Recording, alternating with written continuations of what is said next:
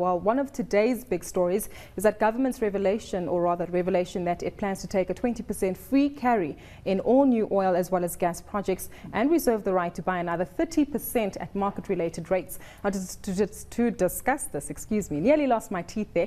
We joined in our Cape Town studios by Brian Cantor, who's a chief economist and investment strategist at Investec Wealth and Investment. Brian, thank you so much for your time today. I really want you to unpack all of this for us. Just a moment ago, we spoke to Wayne of Momentum Wealth, and he said that this kind of deal is not unusual. It's quite the norm for government to take part in an active ownership of oil as well as gas explorations. But what exactly does this deal mean beyond ownership?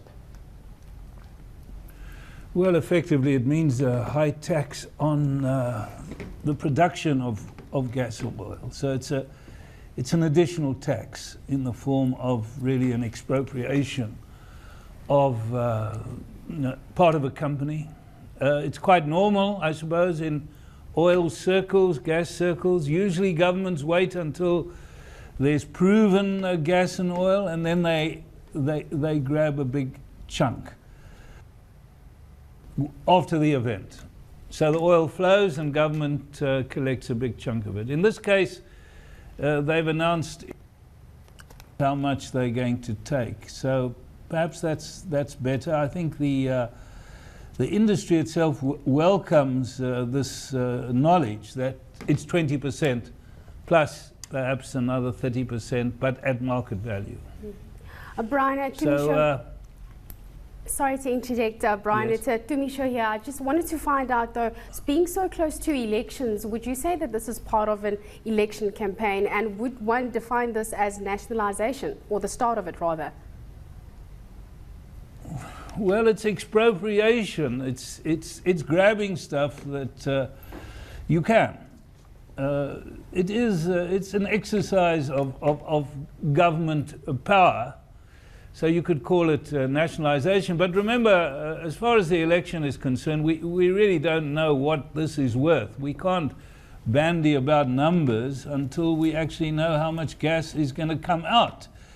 And the argument against such moves is that you reduce the incentive to explore and to invest in production, and you get less. So, if you had a 100% tax rate, then presumably you'd get nothing out of the ground. If you have a sort of 20% tax rate, well, you'll get something or more, but less than you might have got had your tax regime been more encouraging. So. Those are the trade-offs. It doesn't come for nothing. The danger with steps of this kind, while it looks quite popular, at least with the citizenry, there are serious issues here about impacts on incentives to explore, which is a very risky activity. So you're reducing the return to the capital invested. Brian, let's just touch on that for a moment. You mentioned there that on the incentives matter, how might this impact our appeal to international investors, given the fact that South Africa is an economy plagued by potential government interference, as some people might label it? How will our international investors perceive us now when trying to move into oil and gas explorations in the country? Yeah. Well, they're realists. I mean, they know that everywhere around the world, including the North Sea, though not in the US, you have these expropriatory taxes.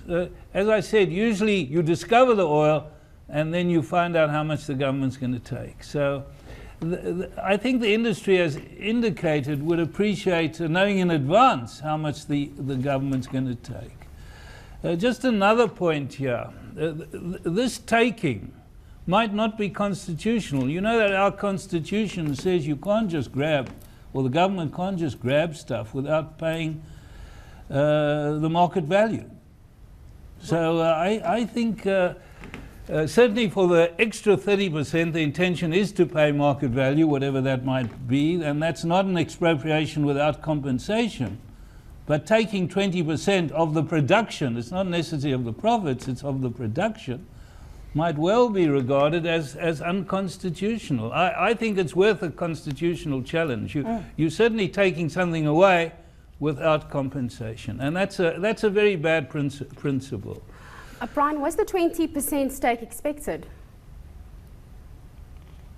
Sorry, could you repeat that? I didn't quite catch that. Was the 20% stake, was it expected? Some taking was expected, what called a carry. I see in the newspaper reports 10% would have been regarded as a good outcome, 20% maybe a little bit more than was expected. But you know, there's still a great deal to be proved. The gas has to come out, the oil has to come out. Hopefully this won't deter exploration and investment in exploration. And one is pleased to see that the government, or at least I'm very pleased to see that the government has given the go-ahead for the fracturing of the shale in the Karoo and elsewhere. So that represents at least some progress towards discovering how much gas is really under our ground. Brian, thank you so much for your